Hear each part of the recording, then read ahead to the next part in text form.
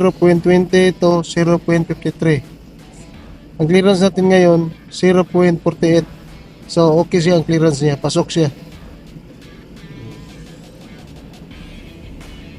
Kasi ang pinaka maximum niya nasa 89. Suppose tinork natin yung counterweight. Ang torque sa counterweight ito, torque for counterweight bolts 160 plus and minus 10 foot-pounds. Tapos sa NM 219 plus and minus 14. Ayan ang tight niya. Okay mga sadik, God bless. Damn.